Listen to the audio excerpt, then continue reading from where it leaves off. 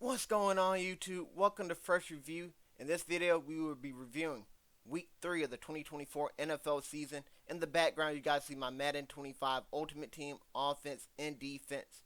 And you guys will be seeing highlights of this team in action. If you got any questions about any of these cards, let me know down in the comment section down below. I have the best no money spent team in Madden. Now, we are starting Week 3 off with the primetime game, which is Thursday. It was the New England Patriots take on the New York Jets. We got to see Aaron Rodgers on primetime. And the NFL was ballsy. I won't lie to you. They gave the Jets a lot of primetime games this year. They did the same thing last year. Unfortunately, we didn't see any good primetime games for the Jets because Zach Wilson is quarterbacking. We got Aaron Rodgers here, and he is still healthy. And this was Aaron Rodgers' best game in a New York Jet uniform. Aaron Rodgers nearly threw for 300 yards. There's actually a thing going around. Aaron Rodgers hasn't thrown for 300 yards since his last MVP season. His last season in Green Bay, he didn't get to 300 yards in any game. He went to New York last year, tore his Achilles, didn't get to 300 yards that year, and now still has not gotten to 300 yards yet. But this was still a great game. 300 yards like an arbitrary number. It doesn't matter. 281, 2 touchdowns, no picks. That's a great game by Rodgers. Braylon Allen is still a boy amongst men. Nah, I'm not even sure I said that right. I said boy amongst men because he's so young and he's dominating. But I guess he's a man amongst boys. Like, I don't know what it is. This man can't even legally drink, and he's over here just running through everybody. He's a monster. And then Alan Lazard, they still got the connection, of course. Garrett Wilson's doing okay. I expect Garrett Wilson to have a better season. He, I expect for him to pick it up as the season gets on. It's a tough matchup. He's still developing chemistry with Rodgers, where Rodgers already has that chemistry with Lazard. But Tyler Conklin emerged this game. He led the game in receiving yards. He had 93. So Tyler Conklin's best game as a Jet, perhaps ever. I'm not sure exactly, but a good game for them. New England, Jacoby Brissett didn't look that great this game. Ramondre Stevenson fumbled yet again. This man has fumbled in every game so far this season. And Drake May did come into the game because it ended up being a blowout, 24-3. I thought this was a well below average game overall. We get to see Drake May. I'm surprised they didn't go for a TD at the end. They kind of just settled and let the game run out. They kind of got Drake May his first career passing TD in garbage time, but they decided not to. That's that game, though. I thought it was a well below average game. I'm getting a 34 out of 100. Now we're going on to our next game. That's the New York Giants taking on the Cleveland Browns. Now, these are two quarterbacks with bad contracts. Many would have said going into the season. But Daniel Jones has been playing up to his contract, in my opinion. But Deshaun Watson, still disappointing. But he wasn't bad this game or anything. Definitely wasn't good, but wasn't bad. Cooper had 2 touchdowns. He had a great catch on the sideline where he mossed a defender, snatched it out of his hands. But Neighbors did the same thing in the first half. He snatched the ball out of another defender's hand. Then he had this magnificent Spinner Rooney toe tap inbounds catch for a TD. Neighbors continued to impress, and Cooper had his first good game of the season. Overall, this was a good game in my opinion because the Browns were down, but I felt like the Browns could have came back.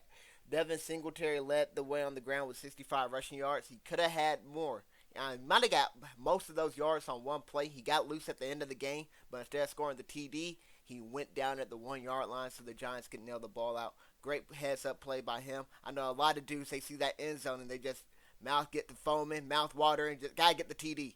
Devin Singletary goes down.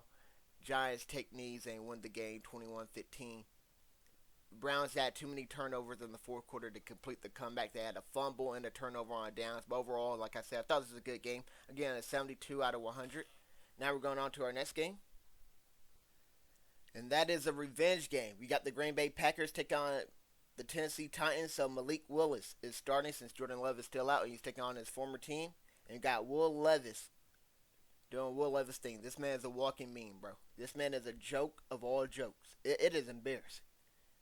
Like, I want to feel bad for him, but I think he's trying to be a meme at this point. I just don't know what it is. You can't be this much of a walking L, even though your initials would stand for walking L. Will Levis walking L. It just goes perfectly together. Nevertheless, though, he did throw for 260 yards and 2 touchdowns. Unfortunately, had 2 picks. They didn't get much going on the ground with Pollard and Tajay Spears. D-Hop had one of those TDs. D-Hop was solid this game. He had 6 catches for 73 yards. And then for the Packers, Malik Willis led the way on the ground for them. Josh Jacobs continues to struggle on a yards per carry basis. Emmanuel Wilson gave him a nice little burst. He averaged 4 yards per carry, with Jacobs only averaged 3. But Malik Willis, like I said, led the way on the ground with 6 carries, 73 yards, and a TD. So that's that. The Packers are hoping to get Jordan Love back next week. We'll have to see what happens there. But overall, I thought this was a bad game. The score was 30-14. I'm just gonna give it a 29 out of 100.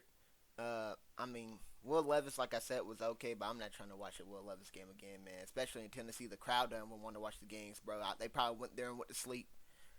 But that's gonna go to our next game. Our next game was another revenge game.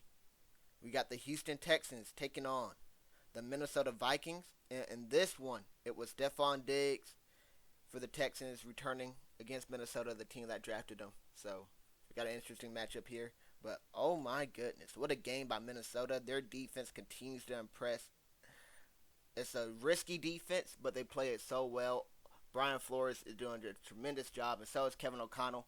Minnesota, I didn't have them as a top 10 team going into the season. After week 2, had to put them in top 10 after they beat the Niners. They got to be in everybody's top 5 now. You could make the case Minnesota's the best team in the league. How they are playing offensively and defensively. Of course, you knew they had weapons. The main question about them was their quarterback play, and I didn't think their defense was going to be this good. I have a Vikings friend, well, a friend that's a Vikings fan, and he's been just yaps about Minnesota nonstop 24/7. He's the boy that cries wolf, bro, when it comes to the Vikings. I can't take him serious. This man was right about everybody. Jalen Naylor's producing. Addison, Jefferson, of course, you know about them. They don't even have Hawkinson back yet. They're doing what they're doing. He was hyping up Sam Darnold and J.J. McCarthy. They're the next Tom Brady and stuff like that. If Darnold's doing this, J.J. might be the next Tom Brady. I don't even know. I just got to take his word for everything right now because this man was spot on about his team. They are balling. Stroud did okay, but I think they struggled from early turnovers in the beginning. And once you get behind against this Vikings team, they know you got to pass. And especially, we also had a revenge game for Cam Akers. Since Joe Mixon was out, Cam Akers was playing against the Vikings. But, I mean, who cares about Cam Akers' revenge game? He didn't do much. If they had Mixon, maybe the guy kept running the ball. But when you're running with Cam Akers and you're basically wasting a play because you're getting a yard or two every time you hand it off, now you're in second and long or third and long. And that Vikings defense can pin their ears back, and you don't know they're blitzing or dropping in zone or playing man. You don't know anything. It's just a guessing game. It's tough. It is really tough. The Vikings dominate this game. They win 34-7. But despite all that, I still thought the performances were entertaining and stuff. I'm giving it a slightly below average grade of 47 out of 100. Shout out to Sam Darnold for throwing for 4 TDs and Aaron Jones running for 100 plus yards. Now we're going on to our next game, and that is the Chicago Bears taking on the Indianapolis Colts. Now, Caleb Williams had the best game of his career, and so did Rome Odunze. But the problem here is Caleb Williams is a rookie quarterback dropping back 50 plus times because DeAndre Swift is that bad of a running back. DeAndre Swift has to make it easier on Caleb Williams. Now, I'm an Eagle fan. I caught this DeAndre Swift stuff. I said, this man is not that good of a running back. He was running behind gaping holes and still not hitting them. I kid you not. The man has no vision. He might need LASIK eye surgery or something. The man is not a good running back. He can't make people miss. He's 5'0" when he's standing in high heel shoes. Like, the man is not it. He doesn't run hard. He's not elusive. Well, he's sometimes elusive. I don't know what he is, bro. But he's just not it. And they're paying him like he's it. I'm glad we let him walk away because we got Saquon Barkley, who's definitely better. You see what Saquon's doing. But Swift has to be better, or else they got to go to Khalil Herbert or Roshan Johnson, right? They got to go the committee approach because you got to make it easier for Caleb. He should not be having to drop back 50 times in the game as a rookie. And the play calling is questionable at best as well for Chicago, so I'm disappointed in Chicago. I thought they were going to be a really good team. Their defense is still solid, so their defense is keeping them in games, but, you know, offensively, they turned the ball over 3 times this game. Caleb alone, if I'm not mistaken. Actually, 4 you kind of turn over on downs, I believe they had. So 2 picks by Caleb and a fumble on the strip sack and then a turnover on downs. So, like I said, Rome and Cole Kmet both had really good games. But for the Colts, we got Jonathan Taylor, who had 100 plus yards and 2 TDs. Another good game for him. Anthony Richardson continues to struggle, though. Inaccurate problems. You got to make these throws, man. They're not tough throws to make because dudes are open. It's been different, like, oh, that's a tough one to make because it's well covered. Nobody's open. But he has people open. Shane Steichen is a great coach. The game plan is nice. He scan dudes open. It's just he's missing throws. It's kind of the opposite of what has happened in Chicago, where I'm like, the game plan really isn't helping Caleb, but I think the game plan is helping AR a whole lot. He's just not executing to the level you expect from an NFL quarterback. But overall, I thought this game was well above average. I'm giving it a 67 out of 100. It was close to the end and stuff. The final score was 21-16. Now we're going on to our next game. Eagles taking on the Saints. The Eagles just got walked down on Monday night by Kirk Cousins. They got to get the revenge game right, and that's what they did. Saints were up most of the game. Eagles were out here playing reckless, playing like it was Madden. They're going for on fourth down over and over and over and over. Don't believe in taking field goals. The one right before halftime was a head scratcher, where there's only 14 seconds left, and you run a fake tush push by handing off to Saquon, where even the Eagles would have got it. They got to probably kick a field goal because they burned their final timeout and they're only at the 12-yard line. They get the first down. So it's like you got 1 to 2 shots in the end zone or to the sideline. The Saints aren't going to let you score. Just take the field goal. They gave up points there. But Devontae Smith got knocked out. He's having a really good game as the number one wideout with A.J. Brown being out to a hamstring injury. He had a really good game, but he gets knocked out because the referees don't blow the whistle. So the Saints player goes and delivers I don't want to call it a dirty hit or a cheap shot. Maybe it was a cheap shot, but I mean, the play's over. This meant Devontae Smith's getting pushed back like 5 yards. The referee got to blow the play dead. So I'm not mad at the Saints player, but Devontae Smith gets taken out, and the very next play, Saquon Barkley gets loose for a long TD run. Then the game goes back and forth a little bit. Dallas Goedert gets open on a third and forever. On a drag route, he takes out 50 yards and stuff. Dallas Goedert was great this game. He had 10 catches for 170. Barkley had 147 on the ground. Hurts had 300 through the air. And the Eagles win 15-12. I thought this was a great game. I thought it was concerning at first because it didn't live up to the expectations because, the Saints offense is so high powered and the Eagles defense has been so bad.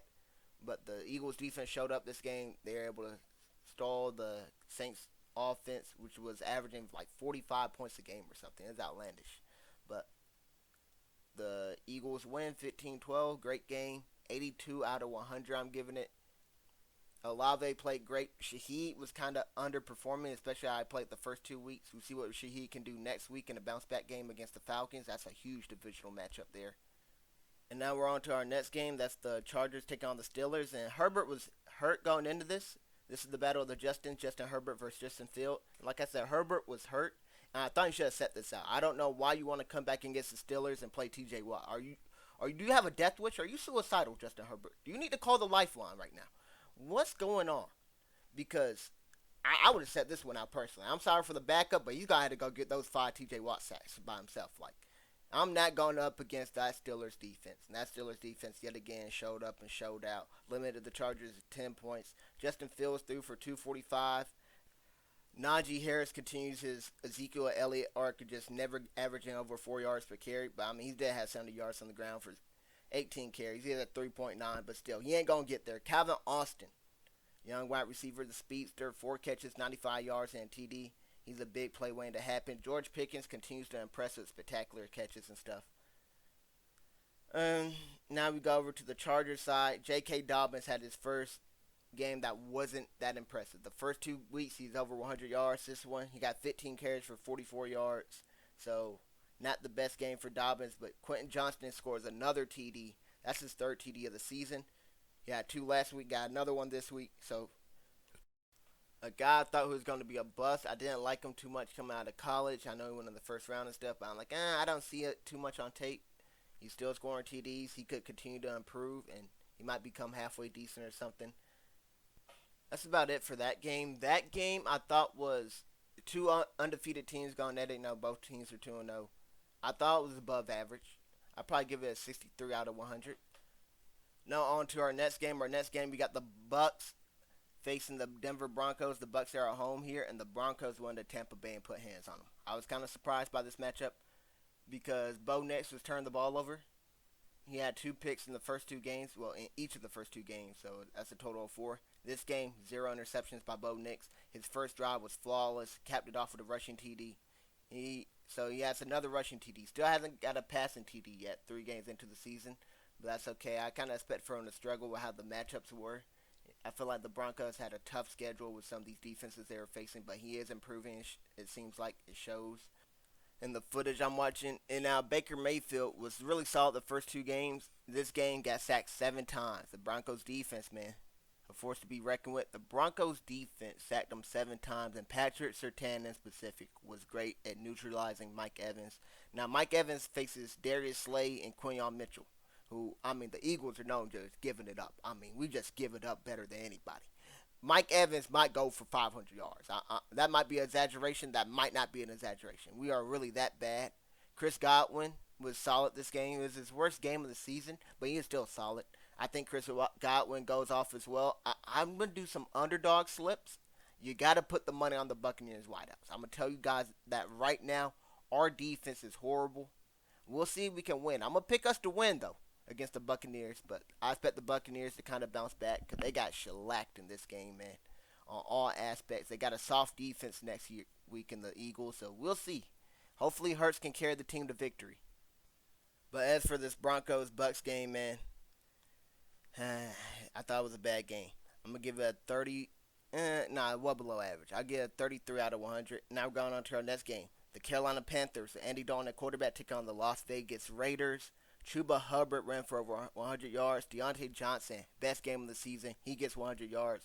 He got peppered with targets. Andy Dalton throws for 300 yards. This Carolina Panthers team went from one of the worst teams in the league to where they win a game. They won 1 game last year. They might go 0-17 this year. They make the switch at quarterback, and it's a night and day difference. Andy Dalton shows that this team does have weapons on the offensive end. It is a Bryce Young problem. So I don't know what that's going to do for Bryce Young's confidence. Maybe he could look in the mirror and say, okay, if I play better, maybe I can throw for 300 yards like Andy Dalton did. Maybe, his confidence is shot, and I don't know. We have to see how that plays. I think they will go back to Bryce Young at some point in the season once they're eliminated from playoff contention or anything like that. But great game here by the Panthers. Panther fans, you must be happy with what you saw here. The Raiders got torched. But Trey Tucker did have a solid game. He had 7 catches, 96 yards. Jacoby Myers is okay as well. Devontae Adams, depending on how the Raiders do, I kind of expect Devontae Adams to get traded. And I think rumors are starting to surface now that a trade could loom. He's injured right now, so he might not play in Week 4. I don't expect for him to play in Week 4. He might even miss Week 5. If he's missing time, I could see a potential trade for a first or a second round pick for Devontae Adams. You're losing games with Devontae Adams. You're certainly going to be losing them without Devontae Adams. So the Raiders will probably, by the time Devontae Adams comes back, they might be like 1-5, 2-5 or something. Cause I expect for Adams to miss Week 4 and 5 at least with a hamstring injury. A trade could happen right before the deadline. Let me know who you guys think picks up Devontae Adams if the trade does happen. Overall, I thought this game was above average since the Carolina Panthers resurgence is something to look into. I'm giving it a 60 out of 100. Now we're going on to our next game with the Miami Dolphins taking on the Seattle Seahawks. And I'm not going to talk too much about this game because Geno Smith and the boys killed the Dolphins. The Dolphins, an East Coast team going out north into the West, is just a horrible combination. And they're doing it without their star quarterback in Tua. These backups are not getting the job done. This Dolphins offense went from one of the best in the league with Tua to it's just tough to watch. They got playmakers still with Tyreek Hill, Devon Achane, Jalen Waddle. It doesn't matter, though. Tua, a lot of people thought was a system quarterback. This man is a system. They need Tua back ASAP. If he returns, if they don't get Tua back, they got to trade for a quarterback or trade Tyreek and just blow up the team and start rebuilding because it's tough. They signed Tua to that big contract over the offseason, and, you got to worry about Tua's future at this point and stuff like that. So they need Tua back badly. We'll see if they get him or not. But going on to our next game, I guess I should talk about Seattle a little bit. DK Metcalf got loose yet again for another TD bomb. This man is always open. I don't know what's going on. The man's 7 feet tall, 350 pounds of pure muscle. How do you not see this man? Why is this man always open? We got to guard him. He had 100 yards. Zach Charbonnet filled in really well for Kenneth Walker yet again. This is actually a better game for Zach Charbonnet. He's a fish on the ground this time. And Geno Smith almost threw for 300 yards. Geno Smith has been lighting up the league in yardage. He's currently on pace for throw for 5,000 yards. We'll see if he cools off or not. But I thought that game was really bad. I'm giving that a 22 out of 100. Now we're going on to our next game. Our next game was insane. It was the Baltimore Ravens take on the Dallas Cowboys. In Dallas, the Ravens walked up in there, punched them in the mouth, kept punching them. But the problem with the Ravens, they stopped punching. They thought the game was over. The Cowboys got back up off the canvas like Tyson Fury. They did the dead man pose. Overall, though, I thought this game was above average. It's an entertaining game because the Panthers' offense finally became watchable. And I'm giving it a 60 out of 100. Now we're going on to our next game. Our next game with the Dolphins take on the Seattle Seahawks. And I just want to know, how is DK Metcalf, 7 feet tall, 350 pounds of pure muscle, always open? This man gets another TD bomb, 100 yards receiving yet again, blown coverage or something. I don't know what's going on, but this man is just walking free to the end zone. That should not be happening in any scenario. Zach Charbonnet filled in again for Kenneth Walker, and he is really well this game. Zach Charbonnet had 91 yards on the ground. Geno Smith threw for nearly 300 yards. He's on pace for 5,000 yards. They have been lighting up the scoreboard with this new offensive coordinator. Now we're going on to talk about the Dolphins. And the Dolphins should be very concerned because the Dolphins are missing Tua Tagovailoa, and this offense looks abysmal without Tua. So, of course, the Dolphins got weapons. They got speed everywhere. They got A-Chan in the backfield. They got Waddle and Hill outside at wideout. But without Tua, who I will admit I thought was a system quarterback and stuff, it turns out Tua might be the system. Without Tua, this offense looks abysmal with these backup quarterbacks. The Seahawks win this game 24-3. The Dolphins take on the Titans next week, which might be one of the worst games of the season. It's a primetime game, but that's a different story. Overall, I thought this game was awful. I'm giving it a 21 out of 100. The Seahawks at least scored, but we got a southeastern team in Miami flying out to the northwest to take on Seattle. I mean, this game just spelled disaster for the Dolphins right away. And now we got our next game, which was the Ravens take on the Cowboys. The Ravens came out the gate. They punched the Cowboys in the mouth right away, but they stopped punching. And the Cowboys rose up on some Undertaker stuff. And the Cowboys fought back. But it's too little too late. Justin Tucker has gotten his power stolen from him, and they all went to Brandon Aubrey. Aubrey drills a 65-yard field goal. It might have been good from 70. This man, Brandon Aubrey, has took the crown as the best kicker in the league. And Justin Tucker hasn't fallen down to second place.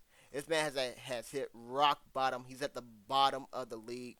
Got to be the worst kicker in the league. All right, maybe not that bad, but I mean, because it's still Justin Tucker. But oh my goodness, that man might be working at Walmart next week. But that's a different story. Derrick Henry ran all over the Cowboys in the beginning, but Dak Prescott does what he does best. He gets those garbage time yards, so it looks like, Dak had a good game. He had 379, but it's too little too late, Dak. Too little too late. Cowboys run out of time. They couldn't complete the comeback. But overall, I thought this was a great game, though.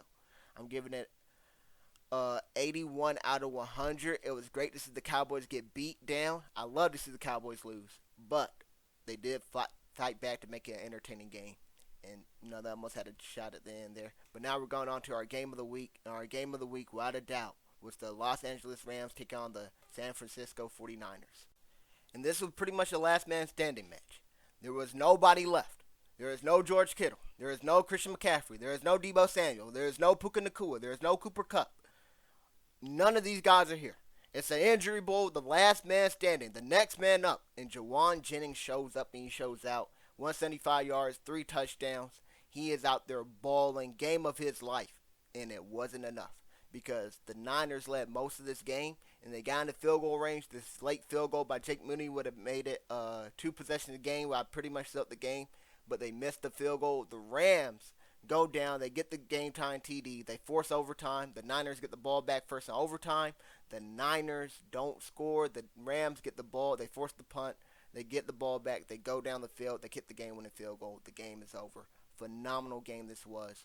Oh, my goodness. This game was absolutely spectacular. Divisional matchup. These two teams play each other so many times. And, oftentimes the Niners win. But this time the Rams get it done. And I thought this game was spectacular. A game of the year candidate. I'm giving it a 98 out of 100. Although Jauan Jennings balled out, so did Kyron Williams. He had 3 touchdowns, one receiving, two on the ground. One he even flipped into the end zone over Hufanga. That was an awesome highlight there. But great game this was. Now we're going on to our next game. That is the Lions taking on the Cardinals. Now I thought this game was well above average. The Lions are a great team because they do not lose back to back. So they lost last week to the Buccaneers. They're trying to bounce back here, and that is what they did. They haven't lost back to back since 2022. Now Marv is looking like a great red zone threat because he scores another TD here. So he has 3 TDs in 3 weeks after having that one catch performance in week one. He got TDs in the following 2 weeks.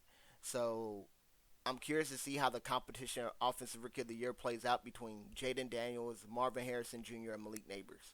I think Daniels at quarterback will probably run away. Kapuka was historic last year as a rookie, and he still didn't get it because C.J. Stroud was that great. So Daniels keeps performing. I think he could get the offensive rookie of the year, right? Well deserved. But I'm curious to see mainly about Neighbors and Harrison Jr. These duos. I think Marv will get more TDs as that red zone threat, but Neighbors I think gets more catches and receiving yards. So I wonder who will get like. I'm not sure they have a best rookie wide receiver award, but I'm curious to see who does get that, if there is anyone. Kyler in the Arizona run game did not get going too much. Kyler led the way rushing with 5 carries, 45 yards. Connor wasn't that great, but on the other side, Gibbs and Montgomery did what they wanted on the ground. They almost had 200 total combined yards rushing. And then if you count the receiving work, they did have over 200 total yards. And they had this awesome play with St. Brown, where St. Brown caught it and then he flipped it to Gibbs, and Gibbs ran it in. It's a design play. I'm pretty sure the Chiefs were one of the first teams that did it routinely, and now other teams are also developing that, where they hit the wide receiver and have the drag from a running back or another wideout come underneath, and they toss it to them. So that's a great TD highlight right there. Overall, though, I thought this game could have been a little bit higher scoring or a little bit better entertainment-wise if the Cardinals, where I took the lead.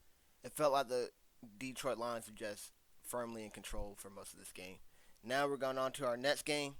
That is the Kansas City Chiefs taking on the Atlanta Falcons on a Sunday night game, prime time. Now we're running out of footage here, so I'm going to go ahead and re-loop the footage in the background for you guys. If you're still here watching, be sure to leave a like. It means a lot. I mean, you're 27 minutes into the video. Of course you like the video. Go ahead and leave a like down there. But Carson Steele filled in for Isaiah Pacheco, and Carson Steele was okay. He did 17 carries for 72 yards. Samaje Perine was the backup. Rashee Rice was great this game. Travis Kelce. Or is it Travis Kelce Swift? I don't know if the name's hyphenated or what. But this man here is too booed up to be worried about football right now. 4 catches, 30 yards. Disappointing performance by Kelce, but Rashee Rice looks like the number one pass catcher on that offense. He is without a doubt Mahomes' go-to target. Rashee Rice had 12 catches, 110 yards, and a TD. On the other hand, the Falcons, they got playmakers, dudes we're hyped to see about. Bijan Robinson being one. He did not play well this game. He had 2 yards per carry. He did score a TD, but he got stuffed when they needed him most. They relied on him at the end of the game to get the game-winning not the game winning, but they needed 4th down, big pickups. Bijan was getting stuffed, wasn't able to get it. Tyler Algier might be the better play on short yardage to go. Cause I think Bijan just doesn't run with that ferocity, that physicality that Tyler Algier runs with. So I think on short yardage to go, I think Tyler Algier will be the better play. We'll see how that goes, what happens there going forward. But Kirk Cousins looked solid, delivering the ball to Darnell Mooney and Drake London. Kyle Pitts is kind of underwhelming, though did have a big play. Other than that, he only had 1 catch. So hopefully all these playmakers, Bijan and Kyle Pitts, can do better next week and get involved. Because I got a lot of stakes in this Atlanta's offense in fantasy. But on to our next game. Like I said, I thought this game right here was amazing, 94 out of 100. Our next game was another primetime game that was far from amazing. It was the Buffalo Bills taking on the Jacksonville Jaguars. And Josh Allen balled out of his mind. 4 TDs, a lot of them coming in the first half.